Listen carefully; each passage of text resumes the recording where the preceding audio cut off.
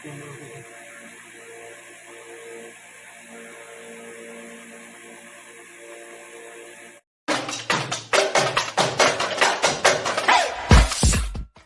Back to my YouTube channel और ये कृषि जुगाड़ में आपका स्वागत है। तो हम आज आपको एक छोटा सा मिनी फैन बनाकर दिखाएंगे और कैसे बनाना आप भी इस तरह का अपने घर पर बना सकते हैं। हमारे पास एक छोटी सी 3 वाट की मिनी डीसी मोटर है और हमारे पास थोड़ा इंजेक्शन है और इन चीज़ों से हम थोड़ा सा जुगाड़ की तरह एक छोटा सा मैन पंखा बनाएंगे, मिनी छोटा सा।